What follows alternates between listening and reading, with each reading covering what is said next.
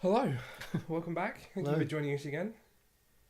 What do I usually do? I'm Perry, I'm Ed. and we guys playing games. Well done, you remembered who we are. Yeah, they didn't call me you again, so that's fine. How are you? You alright? Yeah, good. I'm feeling a little bit under the weather, so Yeah. I might not be my energetic, bubbly self. Your chipper self. Chipper. What yeah. a fucking dumb word. Good. Well, Yeah, there's lots of exciting things to talk about. lots of exciting things that we missed last week because We've got stuff that we didn't talk about last week. we're just consumed by like Destiny and Assassin's Creed Yeah. and a couple of epic. I was going to say rants, but that's not the right word. Monologues. Yeah. Epic. Monologues are probably a thing. At the end of last week, we would just like flick through, and it was just like you, me, end. Yeah, that was it. That was funny. We had a lovely time at your housewarming on Saturday. Yeah, It was nice.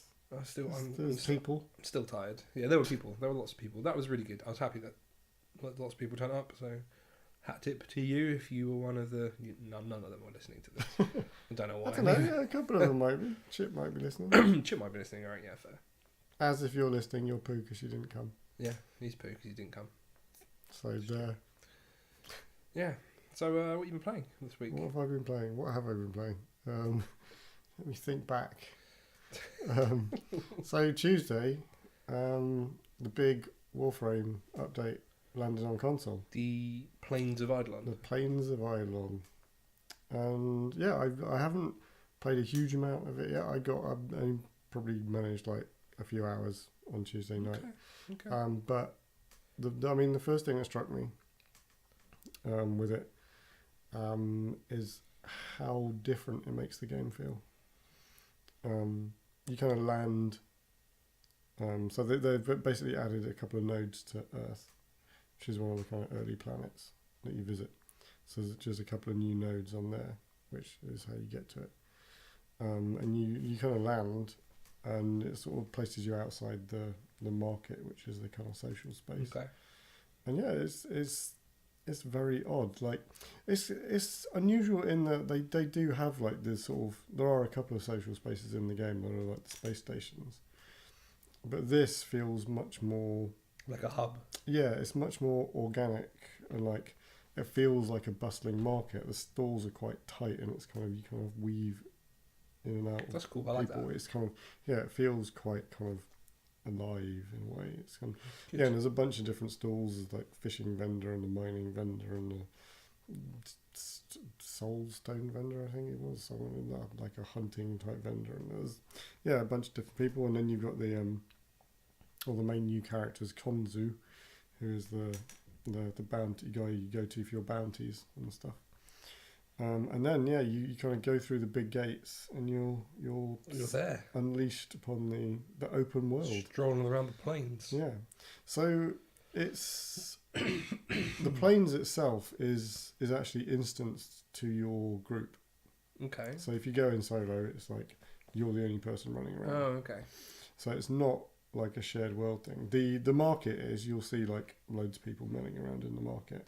But yeah, the planes themselves are actually instanced to your squad, which is a good and a bad thing. There's plus and there's pros and cons. So the con to any MMO is always like fighting for mobs and like fighting for the quest criteria. Like in World of Warcraft, they solved it really elegantly by saying like, if you tag a mob, it's not exclusive to you. Like the killer's not exclusive to you anymore.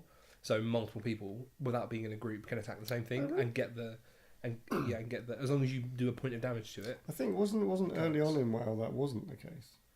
Early on, it wasn't. Yeah, like whoever got it first. It was like whoever tagged it basically. Yeah, it was like up to Burning Crusade. I know it must have been like Ice Crown, ICC, like That's when they changed. Yeah. They changed it in So Cataclysm. I just remember spending a lot of time in the Barrens trying to get certain things and being like, It's never somebody fun. else fucking got it first.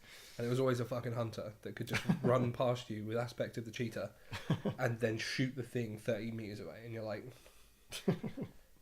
Like back in the day, warriors didn't have a gap closer. Well, they did, but it was called charge. Yeah. But it was like a 2-minute cooldown. Yeah. So like, you just useless. I was a warrior, Tauren warrior. Tauren warrior. Good times. Represent. But anyway, I mean, we'll come back to WoW. Yeah, I think like that's good. Yeah, it's good and bad. Like there's no MMO aspect to it. Yeah, I mean, but weirdly, it also feels very. I mean, the market thing especially feels much more MMO-y than anything else that they put in. I mean, that was the thing that struck me immediately. It was like, wow, this really feels like an MMO now. Like, you can go do your mining stuff, you can go do your fishing stuff, and like all these like side things that haven't really been that prevalent in the game thus far. The systems are quite nice. I mean, I don't know if you in particular have seen any of the like. All I've seen is the planes themselves, like people just bombing around on the planes. So like the mining, both the mining and the fishing, or any of the side bits, you have to get some initial rep to buy the equipment. Okay. So you have to go and do some bounties to start off with. The first tier bounties is quite low level. It's up to like level 10, I think. So it's pretty straightforward. Yeah. So you get your bounty, you head off into the plains, do that. The bounties are multi-stage. So I think the first couple of levels are like 3 stage, and I think the higher you go, they got to like 5 stage. So there's like various different bits to do per bounty. Okay. All these things give you faction rep for the faction Cetus. Cetus is the town, the market town place. And once you've done that, you can go get your mining laser. So this is a thing that you put on your D-pad wheel, your gear wheel that you bring up, where you have like your codex scanner and all that stuff. So you get a mining laser that you can pop out at any time. And as you're running around, when you see rocks, you'll see like, if you have your mining laser out all the time, it actually gives you like a radar kind of blip to them. Okay. And it'll have a little readout on the screen, sort of like 20 meters away. Like tracking your. So you can kind of hunt down mining node things, but they just kind of appear in rock faces. And when you start shooting it with a laser, it will kind of have an outline of where you need to cut. Oh. So you kind of like cut with the laser and then. Oh, that's interesting. Yeah, it's quite nice. That's a really unique take on mining. It's quite nice. I like that. Kudos to Warframe. And then the fishing, you basically find some water, stand next to it, and you have a fishing spear, and you have to aim at the fish, and you have to lob your spear and actually like hit the fish with it. It's quite easy to miss, as it turns out. It sounds insanely hard. It was quite tricky to start with, but once you get the hang of it, you start to nail them a bit quicker. But again, it's quite a nice little system. It's a lot more interactive than spear fishing, not just like rod fishing. Yeah, chuck the rod in and then sit there for like 5 minutes waiting for something to happen. Click your bobber when you get something. Yeah, I mean you can. I have seen people like streamers and stuff like trying to get specific fish for crafting materials can prove quite tricky, and the fish grind is didn't I hear there's like a super rare fish that's required for one the best thing.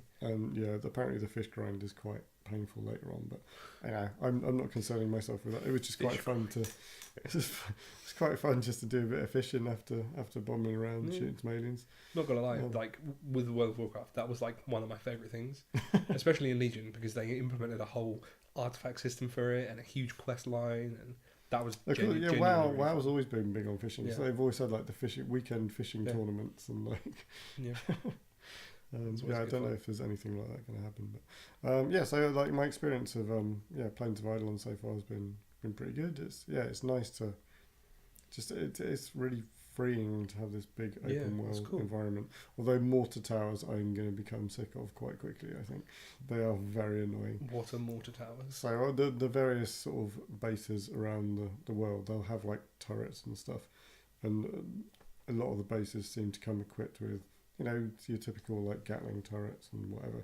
But there's also a mortar turret which you'll just be running around. You just constantly getting bombarded by mortars until you go and take the thing out. Oh, good. Yeah, it sounds. They're a little bit annoying.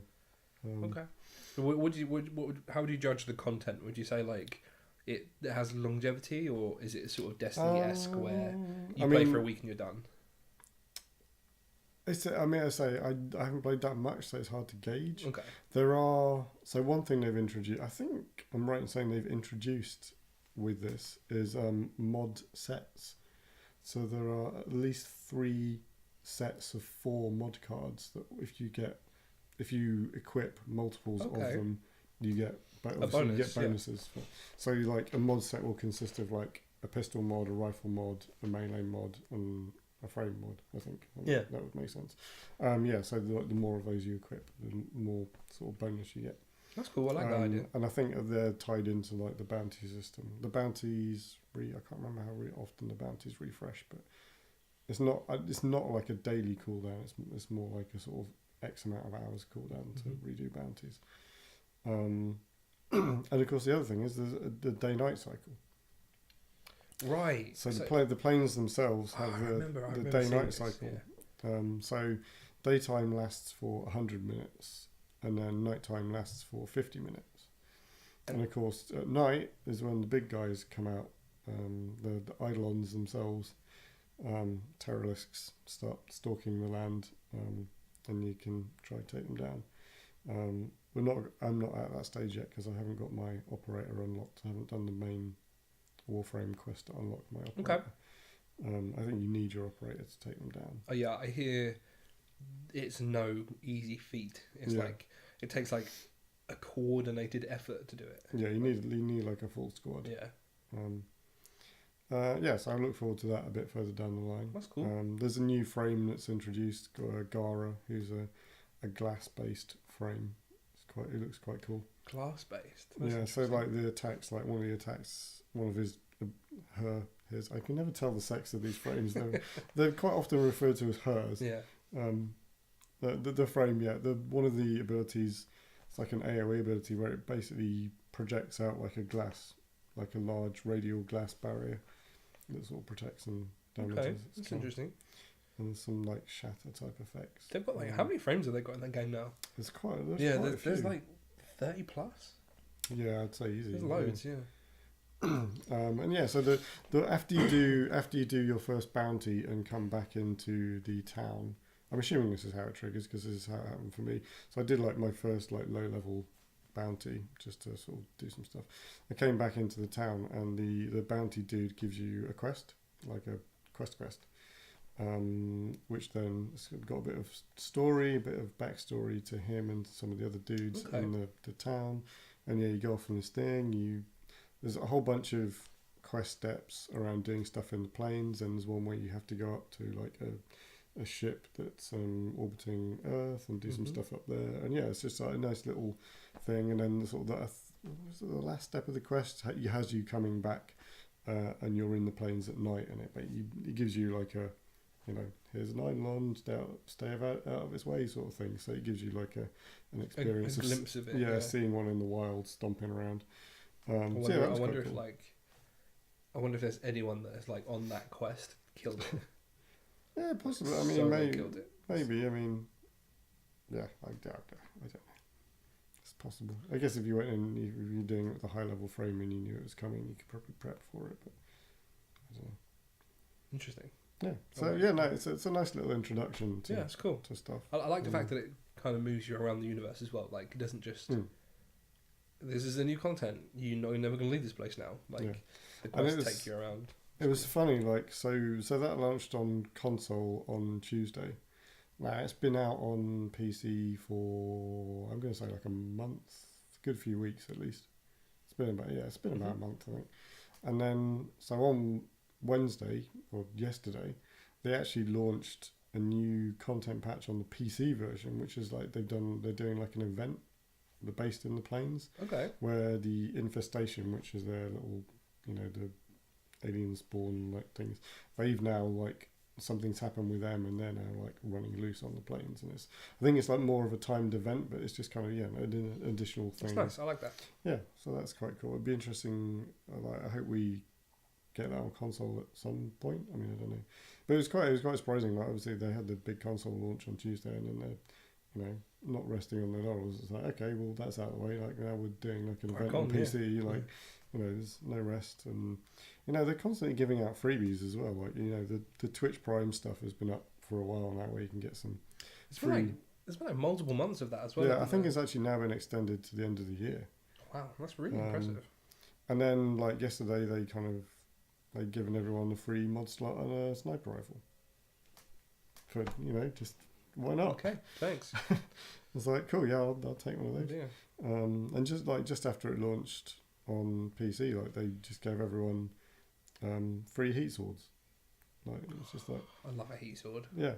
So it's they're you know they're pretty nice to their community. They constantly give. That's away good. free Yeah, stuff. I mean you've got to reward your players. You know, the right? fact that it is a free to play game, and this stuff like these weapons and stuff in game are like how they make their money by like you wanting to buy them and stuff. So Yeah. the fact that they kind of regularly giving stuff away for free is pretty nuts. And they quite often do the like seasonal events. Like they usually do some stuff for Halloween, and like so the Halloween just gone. They had a thing where I mean, you're aware that there's quite a high level of colour customization in the game. Yeah, You can change the colour of like. Can't you buy everything. like you can buy different Yes, palettes? that's what I was going to say. So there's different colour palettes you can buy. So like, but like at Halloween, like the Halloween colour palette cost 1 credit. That's great. It's nuts. I actually remember playing it. I think it was last year, It was early last year when we were playing. and we were playing around February time, around Yeah. Oh, it was Valentine's Day, Yeah, and yeah. It was called the Love Palette. Yeah, And, yeah. that again only costed 1 credit, but the color scheme on that was really cool. Yeah, it that was was a all, huge yeah. range. That was interesting. I like that. I really like that. Like that level of customization is really is really interesting to me because you can just change your frames and make new awesome color schemes. I mean, yeah, like the frame color schemes, and you can color your ship, and like you can decorate the interior of your ship with various objects that you find around the world, or buy various things. And then moving on from that, like if you're in a clan, then you have your clan base that you can build in any way that you want, and then decorate and colorize that. Like so, the customization angle. I mean, you know, fashion frame is a term that's often banded. That's excellent. You know, that's the real end game. End game is fashion frame. I Yeah. like that. That's really cool. Can you still get a little pupper? You can, yeah. The dogs are still in Like there. any like new I don't think so. animal I think, companions? I think they added the cat-like ones. 'Cause I know they were talking about it when we played on console originally, and that was like over a year ago. So Yeah. I'm gonna say they're in there, but Do you not play with a pupper? I don't. I'm playing with a robot. One of the sentries, Sentinel things at the moment. One of the reasons I don't like playing with the dog. It's because it fucking dies. Yeah, so I didn't know that. So yeah, when we originally played on console, Yeah. we both got our dogs, and then I logged in like 6 months later, and my little friendly AI on my ship was like, "Oh yeah, your dog died, and I flushed its carcass into space. See you later." Thanks. It's like what? What do you mean? It's like, it one of wasn't those- even like it wasn't even like a small grind. It No. took us weeks to get that fucking thing. Yeah, you have to build your incubator up, And then you have to get get the egg. right eggs and stuff like that. That's But yeah, it turns out it's my own fault. If you put them in stasis, then like you can preserve them. But I just left him sitting in my ship, and yeah, that was bad. Poor old Snuffles. yeah. Bye. Rip. Pretty sure I just called mine dog. Creativity. Yeah. It's not even called a dog in game. No, they're The not. creature is called something else. I can't. I can't remember. But I was just like, I will name you dog. They are dogs. They're You will be basically my dogs. Yeah, it was great. Yes, that's Warframe. Yeah, I'm enjoying it. Like we had actually on Monday night, just before Plains dropped, like we had a bit of a sesh with some of the clan guys. We did a 4-man squad, and we did some relic runs. Nice. Got some prime bits. That's cool. I like that you're still playing with your clan and stuff. That's really awesome. I managed to get three out of the 4 parts I needed for one of the prime rifles, so I was pretty happy with that. Ooh, that's really Although cool. I think as one of Yoda was saying in our clan, it's like 3 out of the 4 is often quite common. It's the fourth It's one. the fourth one that's it's really gonna hard. be it's going to be like a really rare drop. And it's usually like the blueprint or something, isn't it? Like For this one, it's the barrel. I'm missing the the barrel. barrel. Yeah. I remember we were farming the pyro one. Oh, Ember. Ember. And Ember's really good, actually. I really Ember's like Ember. great, but it took so long to get the chassis because you can only get it. It was like a 5% drop chance off the boss, and we just rinse, repeat, killed it. Yeah, we've done, so there's been a couple of weekends where I've organised like boss farming runs for like a specific boss, so we'll just like hammer. There was 1 week where we were just getting system chassis, system chassis, system chassis. It's just like, for God's sake, just drop the headpiece. That's so frustrating. Welcome to the world of RPG looting. Yeah. We got it in the MMO end. looting. We got it in the end. It was all good. That's good. I think that was Valkyr was the last one we did. So I've just started leveling Valkyr up. It's all right. Not massively blown out. Not the abilities aren't grabbing me, but it seems to be quite fast, which is cool. Fast is good. Yeah. Because you need to feel more like a super uber space ninja, like right? like the game is slow. Like you can't dash across 1,000 meters of the map in like 2 seconds. Yeah. it's pretty bonkers speed wise. Funny. And that's one of the things, like, we're kind of still getting a sort of drip of like new people in the clan, like, because we have like the channel in Discord, and every now and again a new person will stick their head in and go, what's going on here, like, maybe I'll download this. And then everyone usually comes back and is like, this game is so fast, like, what, the movement's just crazy. Like, because it's like there's not much else out there like that has the kind of movement style of it at the moment. It's cool though. I like it. Yeah, it is. I admit, like, it is a fun game to play.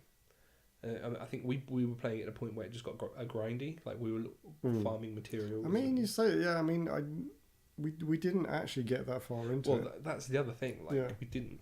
We completed like some of the world missions, but we didn't really hit any of like the high level Orokin stuff or anything like that. Yeah, I mean that stuff, but like in terms of the actual like storyline quests, like I'm probably not even halfway through those, and I've started making more of a conscious effort. I've still got 5 planets left to unlock. Like, I've made good headway round. It's a fair amount. Currently deep in Uranus. Of course you are. Nice. Yeah, I'm going hard. That was good. Going hard on Uranus at the moment. What was I watching? I was watching something the other day, and it was I remember exactly what it was. It was the Hot Ones, and Neil deGrasse Tyson was on there, and he was like, there is a pinnacle moment in a young adult's life where Uranus becomes Uranus. Hasn't happened yet. It's like, clearly not happened to you. We've had many jokes on the clan chat with. Shout out to Hot Ones though. That YouTube series is fucking hilarious. It's just some guys eating it's just like some guy eating mad hot wings with celebrities. Oh yeah, and watching them cry. You told me about this before. The Terry Crews one is fucking hilarious. It's so funny because like he gets and he's just like, I'm hallucinating. Where am I? It's really funny. Nice. It's good though. I will have to look these up. Detour. There you go. Yeah, we're good at this. It's a good tangent. Like, I know we've talked about Warframe before on here and kind of all the progression systems and stuff. So like, we won't get back into that. But like, if you want something that is, well, number one, free. Yeah, it is completely free, and they update it on a pretty much monthly basis with new content, and are very generous with the like giveaways and stuff. That sort of stuff. It's a really, if you want an MMOE-esque grindy style looty game with some incredibly deep systems, like the mod systems and the focus system, which I haven't even unlocked yet, which I know is coming, various other systems. Like give it a try. Like, it's free. You've got literally nothing to lose apart from maybe a couple of hours of your time. And it's on PC, PS4, Xbox. Yeah, I concur. Check it out. I won't. I'm too busy with Destiny. Which leads nicely on to me. So Perry, what have you been playing? So I've been playing Destiny. Shock horror. Sorry, internet, but you know what I'm like. I mean, so we can talk about, if we're going to go into Destiny. I mean, I'm assuming you haven't got much more to say about current stuff. I've got a couple of things, but it's mostly to bitch about. Now, see, we've hit that point now. See, I knew this was going to come when you started a few weeks ago, because I was already at that point on console Yeah, when you started on PC. Yeah. So the faction rally. Let's start with that. Okay. So we just had the faction rally last week. Yep. And all over YouTube there are like people how you can exploit badge farming in the faction rally, and you've got people that are like farming like hundreds, like 400 or 500 coins An hour. in an hour. Yeah. And but like, and that's where the cap is. Like, they stop giving you engrams after that amount of things. Yeah. So they're like, so on each character, they're like, make a character, grind 500 coins, and there you go. It's fucking dumb. It's so stupid. I mean, the funny thing is, so we obviously had the first faction rally on console, and there were the same thing happened. There were like kind of vague exploits. The funny thing is, it wasn't quite as bad, and they were like, "Oh, we fixed it," and then it turns out they've made it somehow worse. That's hilarious. So I understand that like this isn't really, so Bungie like prioritize bugs that affect other players. So like this is a personal thing. Like what you're doing, this exploit, it ruins your experience. Yeah, of the game. It's not okay. You know, it's not massively fun to run in and out of a cave for 45 minutes. After the first 20 minutes, you start to go a bit brain dead. But if that's the way you want to play your game, then alright, cool. Yeah, the flip side of that is you can do that and like get 20 ranks in like under an hour. Yeah. Or you can play it properly and spend like 10 hours doing actual content and getting to the same. Like, see, that's what I did. Yeah. Like I did the cave thing just to see if I could do it. Yeah. So I got like 5 tokens, and I was like, alright, cool. I'm gonna keep doing my public events. And before I knew it, like I still had like 300 fucking tokens after doing my public events and that sort of stuff. Yeah. Like, that's a respectable amount. I'm like, I'm happy with that. That's fine. So that happened, and now they're like, all right, new monarchy are obviously going to win because red and gold, like everyone picks new monarchy. I'm glad they won. Yeah, I mean, let's be real. Their shaders are just sick. Yeah, they're so really good. Nice. Yeah, genuinely the best colour scheme. Black, in the game. red, and gold. Yeah, black, red, and gold. And the white, red, and can't gold. go wrong. Too. And then they're like, all right, well now you can buy the weapon from each faction, so it doesn't matter anyway. No, you can't. You can. Oh, you can. Yeah, but the price difference is massive. It's 50,000 glimmer. That's like it's like a day's worth of. Yeah, but the one that wins is 1,000. It's a big. Yeah. But no, what bothers me is the things that will win it. Like the weapons aren't even that good. Like that's a fair point. The new monarchy sword is useless. Like Quick Fang's better because of the quick draw passive, and the scout rifle from Dead Orbit, average at best. Like Nameless Midnight is infinitely better. Yeah. Like the scout that fucking explodes on impact, so good for clustered mobs. And so yeah, I was kind of underwhelmed by this whole faction rally thing. Like they had potential to do some really cool stuff with it. Like even if they did like it's faction rally public events would have been so cool. Like where, like you need to do something with New Monarchy or Dead Orbit on a certain planet to, to help them progress or something like that. That would have been really cool. I feel there's a definite recurring theme, and this is something that's been around since Destiny 1, and it's coming up again in Destiny 2, is that every time they do stuff like this, it always has the potential to be something Well, yeah, good. Exactly. They always do this thing, and it always has, like, if they just change some stuff, they could, like, okay, so like Iron Banner in Destiny 1, they changed it quite a lot over the course of Destiny 1, and by the end of Destiny 1, it was in a really good place. Like the drop system was like way better, and like the way you ranked up and everything, they'd like totally fixed it. Destiny 2 comes out, they've thrown everything out the window. Well, there's no rank system anymore. Well, no, exactly. You just hand in I mean, tokens. there's the package rank, but yeah, that means nothing. You hand in tokens till you get. And like, you don't get loot at the end of the matches, and it's some of the decisions are just baffling. Like truly baffling. I completely agree. I like the next problem is I'm level capped. I'm 305. Mm-hmm. There's no fucking point playing the game anymore. Yeah. Like I'm done until Osiris comes out. And I mean I'll play, whatever it's called, something of Osiris. Curse of Osiris. Yeah, I'll play that because that looks cool, and hopefully that'll increase the level cap and I can get some. That's interesting because they haven't said anything about a level cap increase yet. But they kind of need to, because most people are kind of there. Like, and if the new gear will be just pointless otherwise. It's becoming like fashion Destiny, like because like you can do all this stuff to get all this cool looking armor that you just put in your vault, and then swap it out when you want to look like, you know, it's like. And the change to the shader system means that you can no longer change your like color appearance at whim, because they're now what a one-use consumable. You've like really got to decide whether you want to apply this thing, because you're going to destroy it.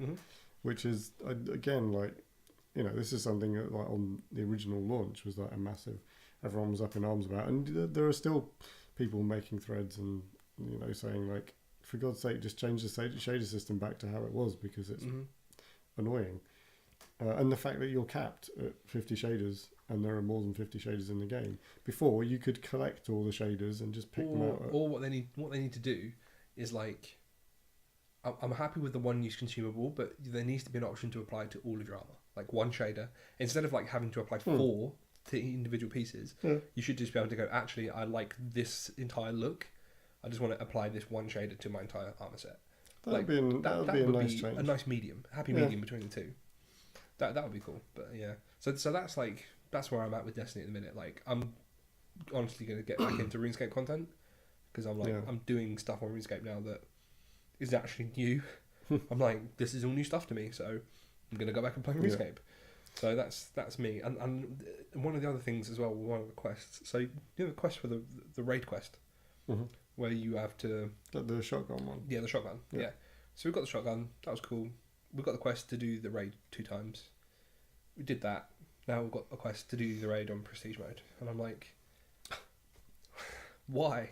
There's absolutely no reason for me to do prestige mode other than this quest, because there's no light increase to the gear. It's just like a different shader. Yeah, the gear just is the same, but it's a different colour. Yeah, you get a new emblem. Oh, really? Oh, thanks. I don't give a fuck about it. Talking of the raid, actually, so they announced a bunch of the PvE stuff yesterday for Osiris DLC. Well, did you see the raid stuff? So is it Vex? No, it's in another part of the Leviathan, and apparently it will encompass part of the underbelly. And so they showed off a new like raid menu. So when you go to select the raid, there are 3 icons as the main raid, this new one, and then there's a blank space. So the next DLC will also take part on the Leviathan, and will be another like part, which is an interesting thing. I mean, all right, I'm okay with that, as long as it's not like as long as it doesn't do what World of Warcraft did, where they're like, here's an expansion with orcs, and then here's another expansion with orcs, and then here's another expansion with orcs. Like, as long as I'm not killing Cabal for like the next three patches. Well, I mean, we know this expansion's Vex based because of all the Osiris stuff. Yeah, I mean, it would be. I'm not gonna lie, it would be pretty fucking cool if like the Vex hijacked the Leviathan. Yeah, like I mean, I'm not sure if that's gonna happen, but something to that effect, you know. But like, I must admit, one of the best things about Destiny is the Leviathan. Like, and the underbelly, and like navigating through it to get your chests and stuff. It's quite nice how they've actually played this out, because obviously when the raid came out, like the Leviathan is this massive world-eating ship, and the raid basically took place on this tiny golden palace that's on top of it. And now they're saying, actually, there's a bunch more content at this location that is coming. We're going to get access to the actual full Leviathan. Yeah, so it's going to be interesting to see how much deeper we kind of get into it. It could be cool. All right, there's potential there. Yeah. The only problem is now we have to wait until, when is it? 5th of December. Oh, okay, that's actually not that far. Is it 5th? Right. Yeah, it's beginning of December. Right, I'm okay with that. Yeah, it's not that's long. fine. It's not long. I accept this. 2-3 weeks. All right, that's fine then. Well, I can play RuneScape for 2-3 weeks. That's fine. Or finish South Park. Or finish South Park, or start Witcher, or play Shadows of Mordor, or fucking anything. Assassin's Creed. Play Assassin's Creed. It's good. That's probably not gonna happen, because it's not on PC, is it? Yeah, you said this before. Why do you think it's not on PC? I don't know. maybe I will then. Maybe I'll treat myself. Treat yourself. I'll just like splash and buy. That's not happening. I can't splash. This podcast needs to make us considerable more amounts of money before I can just splash. More than the zero. More on the 0 pence that we currently get a week. So if somebody out there would like to donate money to Perry so he could buy Assassin's Creed, I'll do a YouTube series about it, just for you, and I will entitle it "Donators Names Series on Assassin's Creed." there you go. Sorted. The offers are going to come flooding in, I can tell. Yeah. It won't be me under a different name. I'll get Rach to message in. Rach, you're not allowed to buy me Assassin's Creed. Don't do that. Yeah, so that's basically me this week. So now that's the stuff we've been playing. Yeah, let's actually have a news section this week because we didn't last time. Well, yeah, we can't often get to the end and go, oh look, we've got 3 minutes left. Let's talk about some news. Well, it was like Ed and Perry's rant session, like rant hour. I said rant. It wasn't really a rant. It kind of was ranty. Both of us. Well, yours actually, mine was ranty because I was in a pissed off mood and Destiny annoyed me. But yeah. News. Let's talk about. Yeah, let's talk about nice, happy news. Let's talk about BlizzCon before we get before we get into fucking EA and that monstrosity of that catastrophe. We have to talk about it because it's suddenly gone nuclear. The best but thing. Let's not talk about that. Yeah, all right. Let's not talk about it yet. Let's hit BlizzCon because we missed that. We missed BlizzCon last week. So BlizzCon happened a couple of weeks ago. Yeah, so you all already know about this. Yeah. But we would like to talk about it anyway because there's some fun stuff that. Yeah. Both of us are happy. What do you want to talk about first? Well, you start. Let's get a little one out of the way first. One of the fun little surprises they did was StarCraft 2. It's been out for a while. Mm-hmm. Still very popular in the esports world. It's got a very competitive. In the Asian world, like it's very Korean. There are people over here who play it. Like it's not maybe predominant, whatever. And they basically said there's a lot of their kind of reasoning was there's a lot of love for StarCraft 2, but some of your friends might not play it or whatever. So we're just going to make StarCraft 2 free. Yeah. So you can and your mates who might not have tried it, you can get them involved. And it wasn't even just that; it was like here's a fully HD version of it as well. Yeah. So the original StarCraft 2 campaign plus the ranked multiplayer is now all. Thanks, they said free to play, but that makes it sound all microtransaction horrible. But they basically just made it free. Yeah. And instead of having to pay for the platform, you can just install it from the Battle.net launcher. And if you already own the original game, they give you the expansion for free. Yeah. So I never bought the expansion, so I've now got that. That's cool. Heart of the Swarm, I believe it was called. That wasn't that StarCraft 3? Well, I don't know. StarCraft 3 was Heart of the Swarm and then Legacy of the Void. No, there isn't StarCraft 3. What are you talking about? What am I talking? I'm sure it's called whatever the expansion was called. I've got it for free.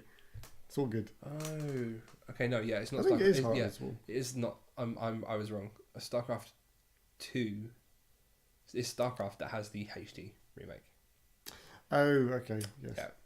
Yes, the original StarCraft. Yeah, original. Which is that also free as well? It is also free. Yeah. So that's why. If you've always wanted to play StarCraft, now is a good time. Yeah. it's all free.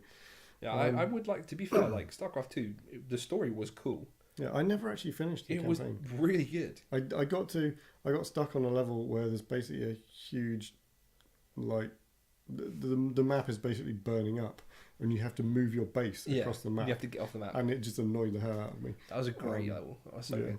Heart of the Swarm was really good as well, but it was kind of too Zerg-esque.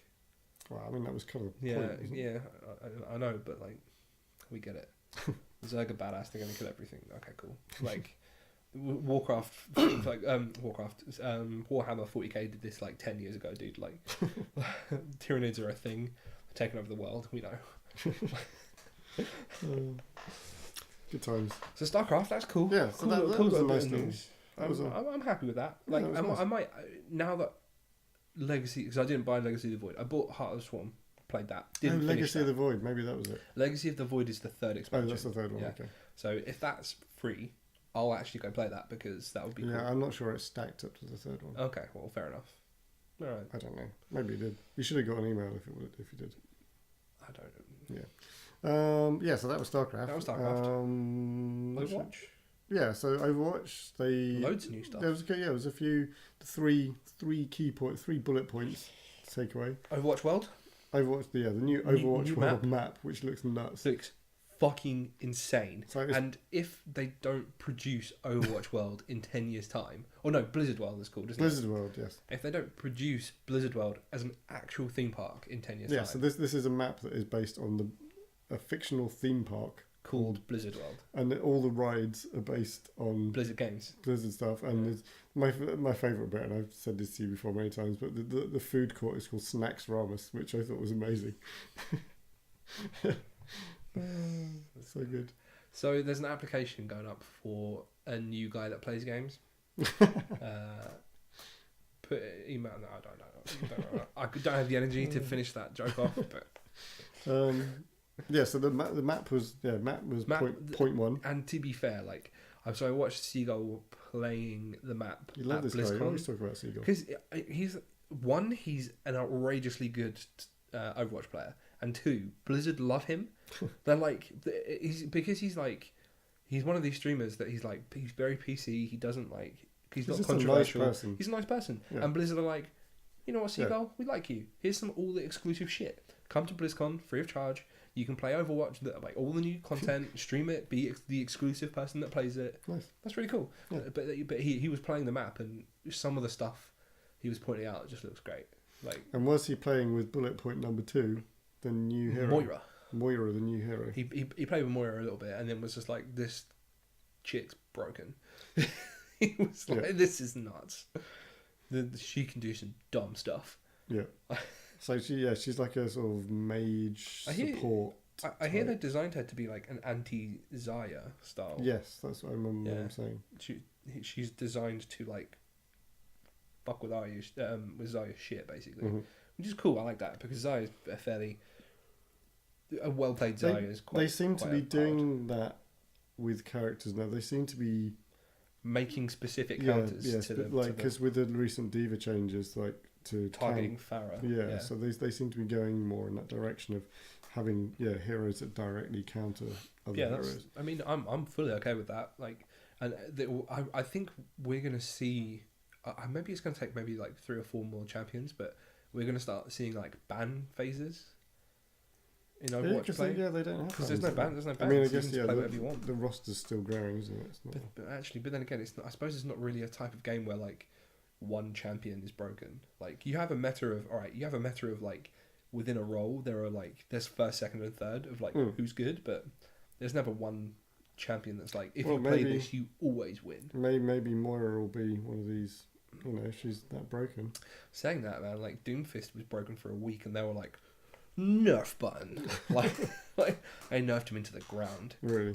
They literally halved his damage output. Pummeled him. Yeah, genuinely. And the distance on his rocket punch as well. Right. It got halved. Right. They were like, you can rocket punch across the map. Nope. So I think she's looking at some big nerfs. I think, but yeah, I mean, people are having fun playing her in PvE, which is really cool. Well, I've actually forgotten the third. Oh, the third thing was the Reinhardt short film. My feels. Yeah, it started off and I was like, yeah, and then it kind of picked up halfway through, and you're like, oh man, oh shit. Okay, now there are a bunch of videos on YouTube about this, and there is a lot of theory about some of the potential characters that we could be seeing. Okay. So one of the ones is the woman with the cogs style Gears of War style tattoo. It's already been revealed who she is. Oh really? I've not seen anything about it. I can't remember if it was. I think she's supposed to be Torbjorn's daughter. Oh, okay, that's cool. I think that's who it was. I might be misremembering. Because that's Torbjorn's symbol, isn't it? Yes. That makes sense. I think some people were thinking it was his wife, but I'm pretty sure they said it was his daughter. Okay. But yeah, how rad was that? Yeah, it was pretty cool. I like the in-depth, well, not in-depth, but extended lore about the Crusaders and his power suit and what it represented and that sort of stuff. Yeah, it's just adding another also layer. As well, finding out that the Eichenwald skin for Reinhardt is actually his predecessor's armor. Oh, just thinking about it now gives me fucking shivers. So yeah, there's an Eichenwald skin, and it has the Valkyrie style helmet and all that sort of stuff. Okay. It looks great. It's one of my favorite skins. But finding out that it's his predecessor's armor is fucking cool. Cool. That's really cool. Nice. That was good, and I like the fact that like we see young Reinhardt when he was like Yeah. cocky and arrogant. That was funny. Yeah, It was cool. Yeah. It was genuinely one of my favourite shorts. I think the only one. I mean, they do a good job with their short films. They need to. If you haven't watched any of the Overwatch shorts, they're just awesome. Like, if they don't make like some sort of TV series or a movie or something, like, it's got to happen. There is so much potential for like an Overwatch movie franchise. Yeah. Like, and they've done it already. Like, they've designed all the characters. It's just a case of like mashing them together in a way that makes a movie. You know. Yeah. Because think about it, like you could have a movie for almost every character individually. They could do an MCU verse style. Yeah. Like Overwatch. They could do so much stuff with it. Like they could do a Blizzard universe style thing. And the thing that's nice about it is because Overwatch is it's essentially an online only PvP game. The fact that there is so much lore and character, so rich with lore. the world, like, and for such a multiplayer focused game, it's really surprising. And they're really clever about it as well. Like, basically, Heroes of the Storm introduced the opportunity for like all of this cross world stuff. Mm-hmm. Because so the idea is that Heroes of the Storm is like the link between every multiverse, every Blizzard multiverse. The Nexus. Yeah, it's the Nexus, and so you get like these little Easter eggs in Overwatch where like they reference World of Warcraft things and Hearthstone things, and similarly as well in World of Warcraft you get like every now and then or you'll see like a little Hearthstone table just in one of the inns, and you're like, they're fucking playing Hearthstone right now. Like, well, yeah, because obviously in Overwatch you get the computer monitors with Hearthstone on as well. Exactly. So there's so much potential for like crossovers. If they don't, like, off of the fairly alright success of the Warcraft movie as well, like they could do some cool stuff with it. But I think they need to not go super serial as they did with the Warcraft movie. Like the Overwatch thing needs to be lighthearted and definitely needs to be a fully CGI movie. Yeah, like 100%. I mean, there's no reason for them not to. Like the shorts. Can you imagine a live action Overwatch movie? Blizzard, weird. Don't ever do that. That'd be so weird. It'd be awful. Yeah, it'd be terrible. That wouldn't be good. So yes, I mean, you mentioned Heroes of the Storm. Well, I haven't got a huge amount to say, but they announced Hanzo and Alex Straza. 2 new characters in a really rad cinematic. Yeah, as well. That was pretty cool. That was really good. Yeah, that was genuinely really good. Big dragon off. Yeah, and then it was almost like a trial. Like Alex Straza was testing Hanzo, toying with him, and being like, "All right, you ready? I'm gonna show you the multiverse.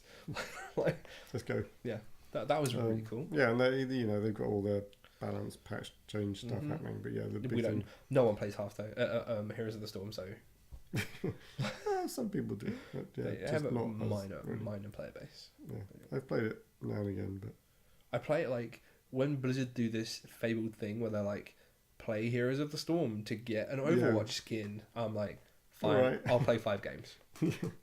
for that sick as fuck only Genji skin. Yeah, alright, I'll play 5 games. Yeah. So let's get on to the slightly meatier stuff. Which way do you want to go? Let's hit Hearthstone first, because World of Warcraft, I think we've got more to talk about. Well, you might have more. Alright, okay. So, fair.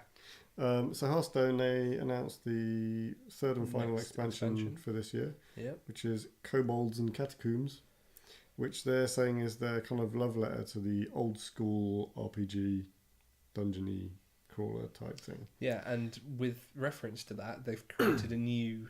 So instead of releasing like an adventure, they've released a new game mode with it. Yeah, this is the one thing. Yeah, it's called Dungeon Run. It's actually one of the things that's making me more excited for the expansion than the card set. So it's a new single player game mode, but it's almost like a sort of roguelike, sort of in the way that it's different every time you play. Yeah, and it doesn't use your card standard set. Deck. No, it gives you a class based 10 card deck. Yeah.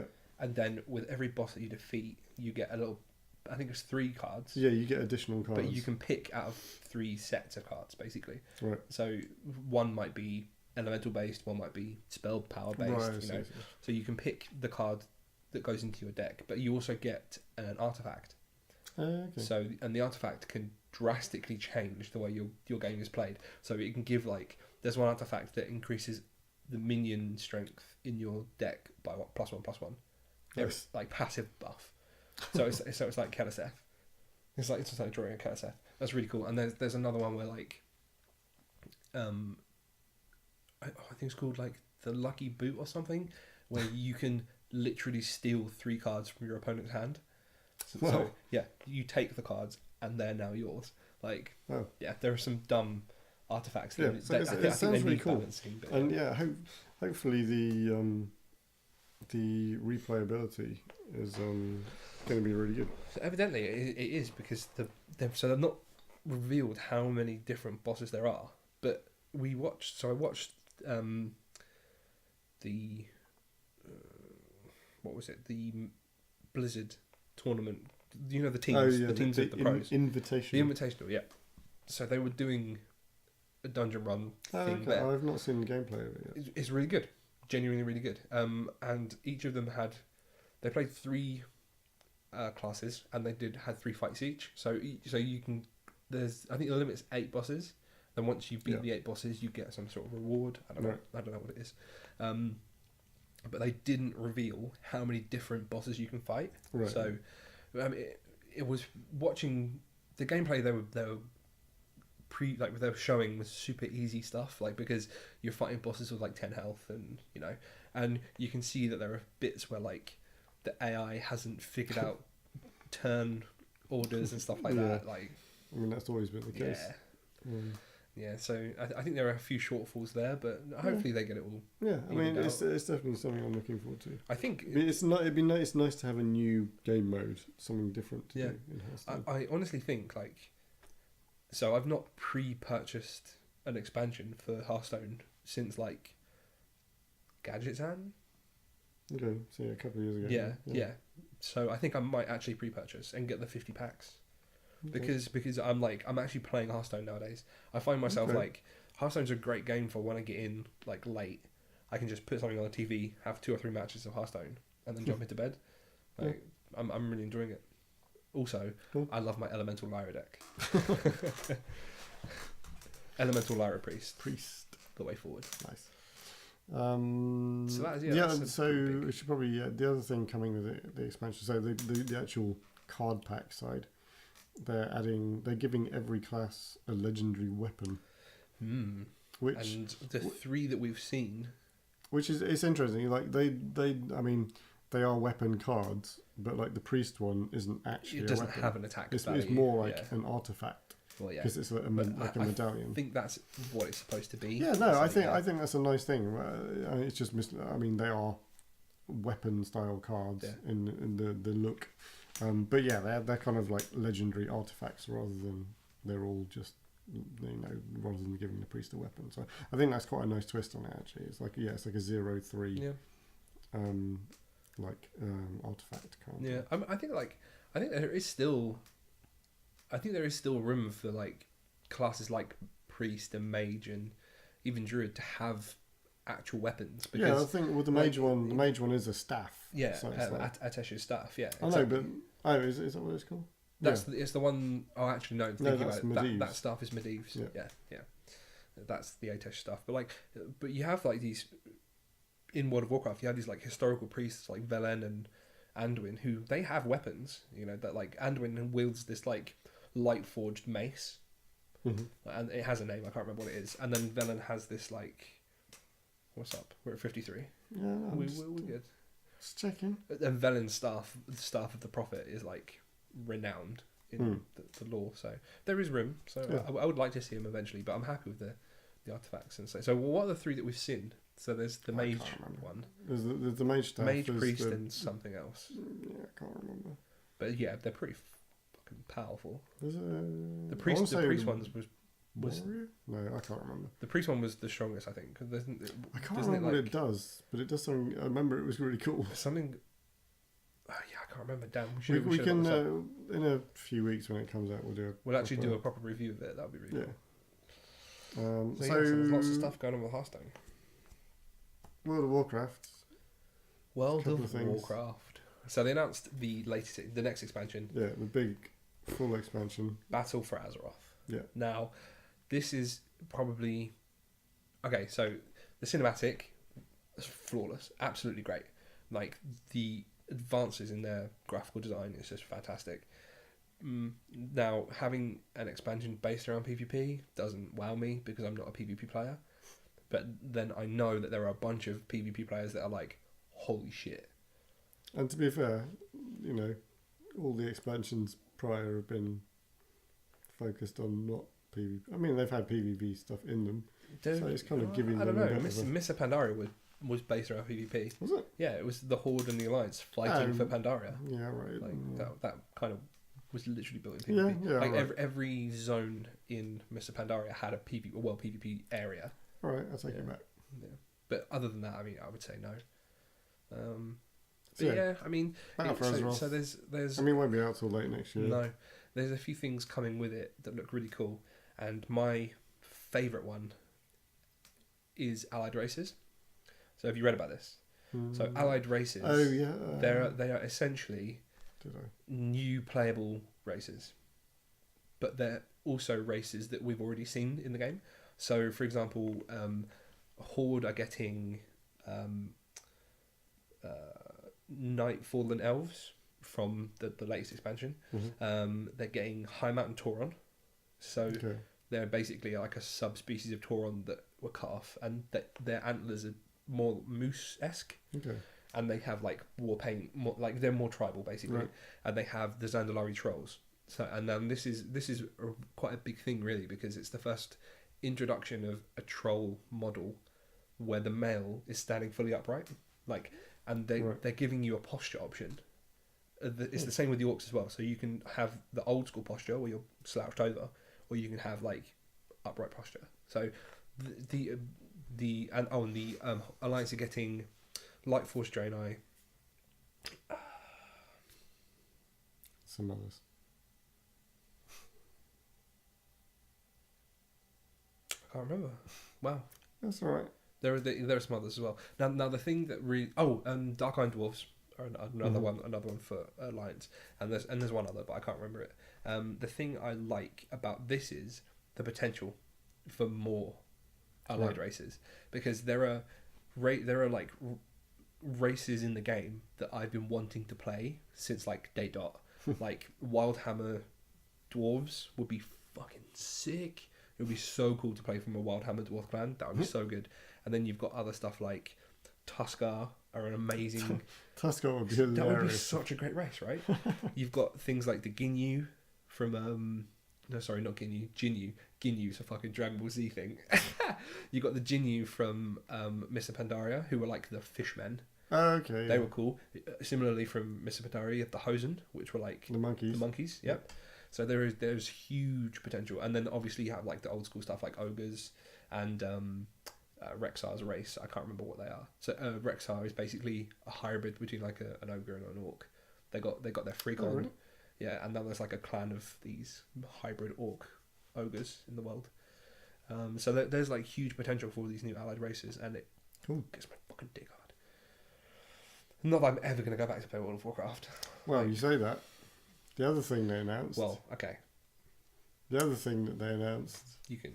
It's World of Warcraft Classic. Yes, they have bitten the bullet. Yeah, so there's been these not so legitimate servers, fully illegal servers running like World of Warcraft legacy servers. Yeah, legacy as running World of Warcraft as it was when it first launched. Yeah. What, fucking 15 years ago? Yeah, but there's also there's one for like every expansion. So you have like Burning Crusade servers, Lich King servers, like. Yeah. So if you don't like the changes, you can go back and But Blizzard have now taken it upon themselves. Like the community, I think there's a substantial part of the community that's been wanting this for a long time. Oh yeah, for sure. And so Blizzard, they announced that the World of Warcraft Classic. So here's the thing with it. They announced it, and then everyone was like, "Holy shit! Tell me everything." And they were like, "Well, we can't tell you everything because we don't know what we're doing." Yeah, we haven't really started yet. All we're announcing is that we're going to do it, and that we're going to hire a separate team of artists and like developers to work on it. Yeah. So it's almost becoming like a standalone product. Yeah, and I think the biggest challenge for them that they've kind of even said, like, one of the reasons why they didn't do it before is because the whole infrastructure and like server architecture has like changed so much over the years. It's completely different. The sort of re-implementing the original server architecture would just be a nightmare. Yeah. But they've kind of bitten the bullet and said, okay, we're gonna we're going to give it a crack. So there's two ways they can achieve this. That they can either stick with the old way, which includes old engines, and just literally turn on the old game. Yeah, just like now. I don't see them doing that. See now the purist nerd in me is like, all right, I like that. That's cool, and I guarantee you there are thousands of people that say the same. Now, if they come at me and they're like, we're gonna re-release WoW Classic, but in the new engine with new graphics, with all the old mechanics are the same. Like remove Dungeon Finder, remove all of these group finder mechanics. You know, if you want a fucking group, you go to a main city, you talk and trade, and you find a group of 5 people. Like that's if they do that, but with like the new graphics, I will be there in a shot. I will quit every game I'm playing, and I will lose my life to this. I remember the first time I played World of Warcraft was vanilla, and it took me 6 months to level my mage from 1 to 60. See, that was when a grind was a proper grind. Do you know how long it took me to get from 100 to 110 in Legion? Yeah. 24 hours. Wow. I didn't sleep. It was great. Yeah. Nice. Chip and I, we did our first characters took maybe like 2 or 3 days because we were like getting into the lore and stuff. But Chip and I were like, let's see how long it will take us to get from 100 to 110 like as quickly as possible. And it was like 22 hours played. Wow. Yeah, it was stupid. Yeah. So I'm looking forward to that. Yeah. I'm really looking forward to what they announce. So yeah. And that's probably most of Good BlizzCon. times. Yeah, I think that's our BlizzCon roundup that's a week late. Yeah. Week late BlizzCon roundup that took up most of the episode. Yeah. Now, I mean, we are running out of time. Well, I say we're running out of time. We have as much time as we want, but we try and keep it to an hour. We have to talk about it. But yeah, we kind of have to talk about the EA elephant in the room. Is that what I did there? The EA elephant in the room. No. No. Okay.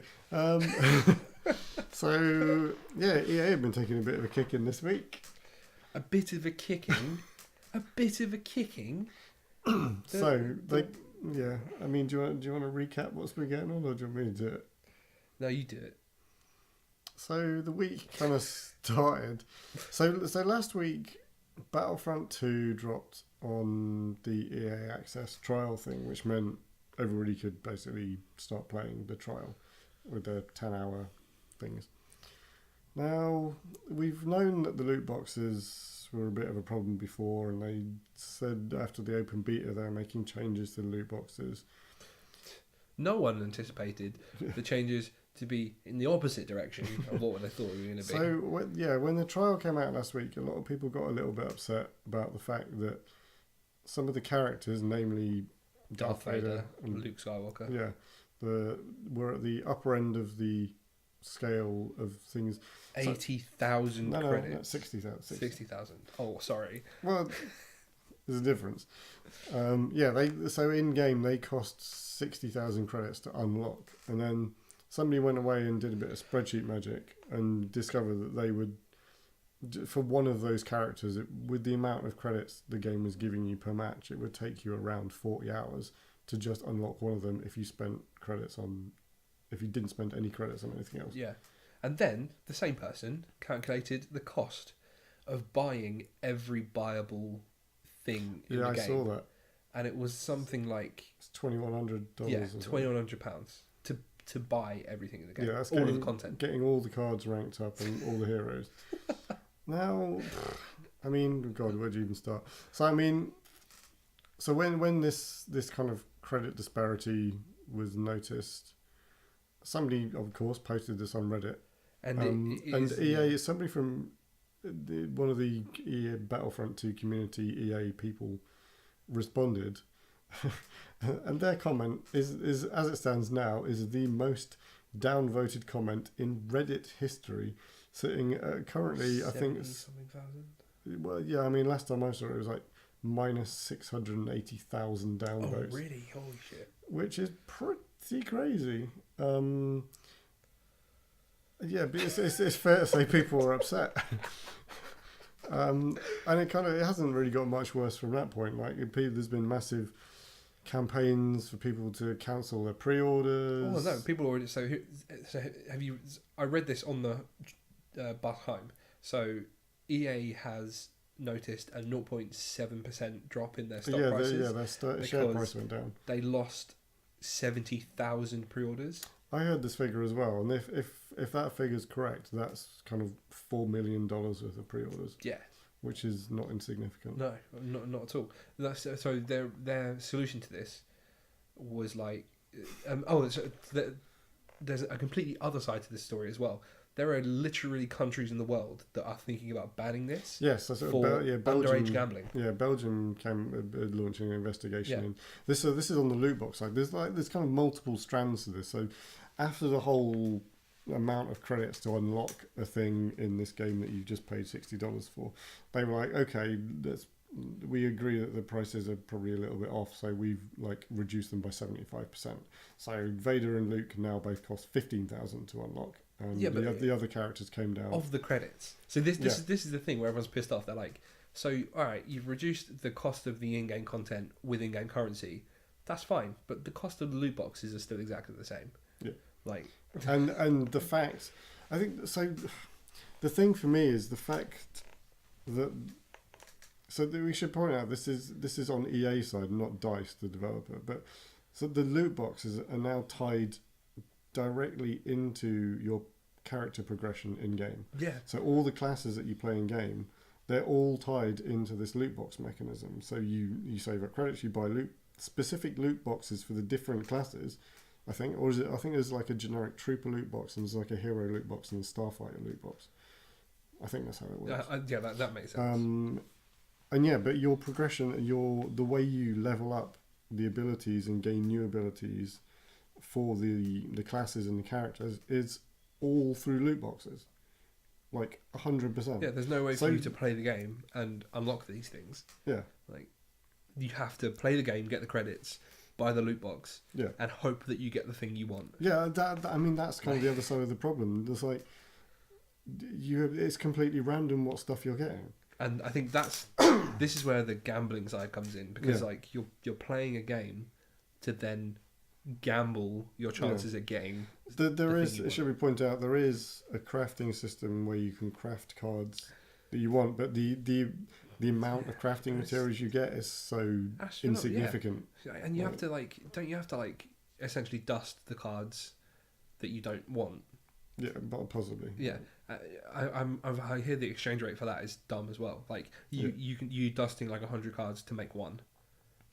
It's stupid. Yeah, I mean, basically, the long story short is EA fucked up. And the thing is, so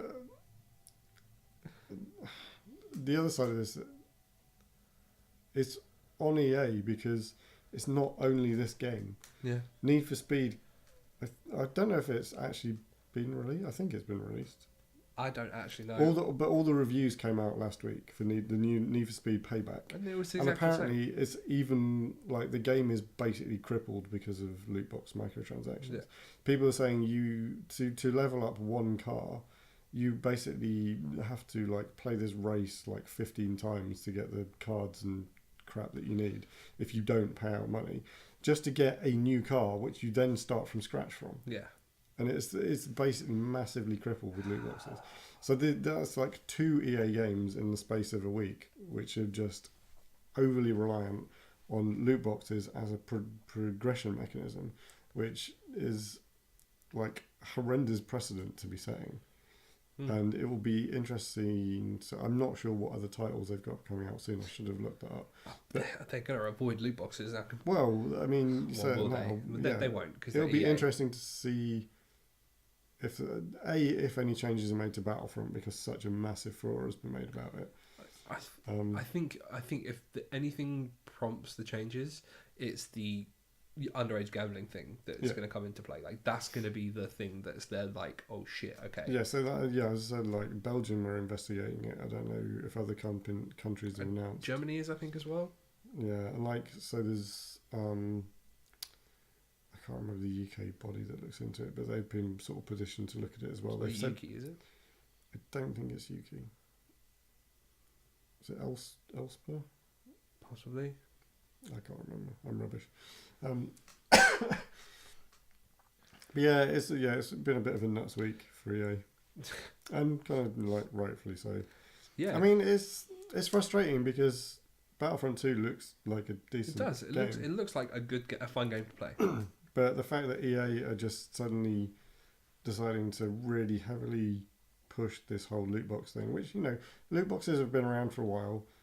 There is good ways of doing it, and there's bad ways of doing it. I mean, we haven't even mentioned the fact that, you know, there's the whole unlocking of stuff. But again, like in Battlefront 2 specifically, the cards directly affect the gameplay as well. It's not just cosmetic stuff you're unlocking. It's. I'm gonna share a meme with you that I found and sent to my games chat. I saw that. You can't win, Anakin. I have purchased the High Ground paid DLC. This is probably never going to work, but It's certainly not going to work on the audio stream. If you're watching the YouTube, you can see it. Sharing memes via webcam. So it's all a bit messy.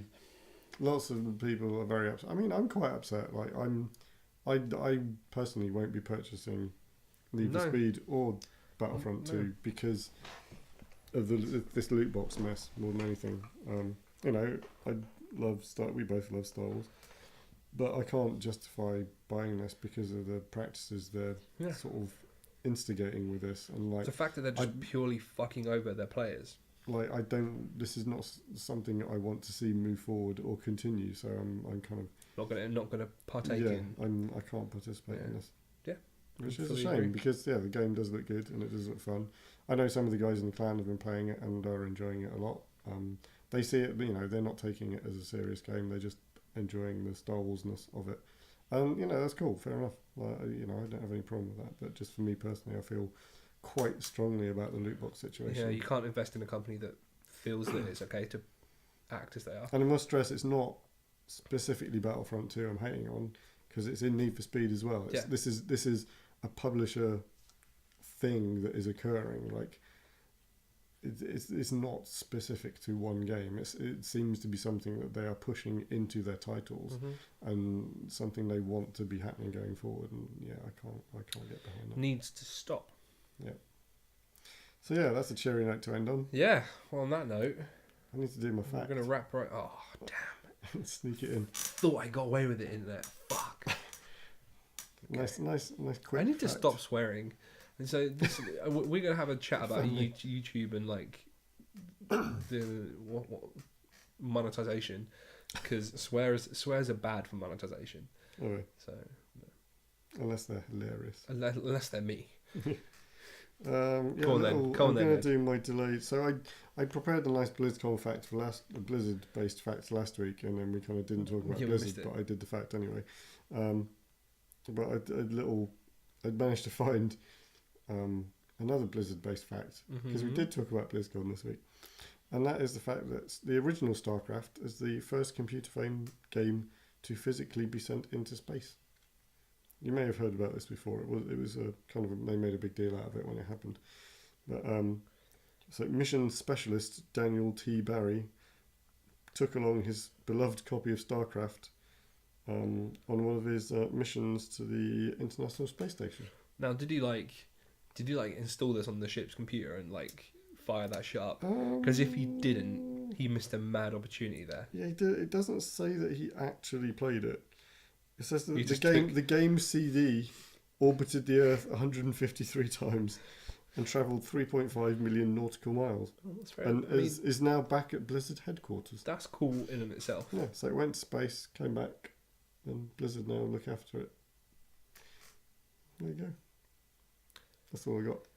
Well, on that note, internet, thank you for joining us this evening. Do all that good stuff. Share and like and comment, and don't buy loot boxes. Don't buy loot boxes. Let us know what you think of what we've been talking about, and if you've got any suggestions or what you want us to talk about, let us know, because we always need ideas. We're rubbish. Because we're rubbish. We get to this point where we're like, day before, like, so what are we going to talk about tomorrow? Day before, like hour before. The hour before, yeah, okay, fair. As ever, I've been Perry. You had to think about it. I had to think about it. See, ever since I had to think about it. It's becoming a problem. Finish the sign off. I've been Ed. We've been Guys Playing Games. Thanks for tuning in, guys. Thanks a lot. See you guys Cheers. next week.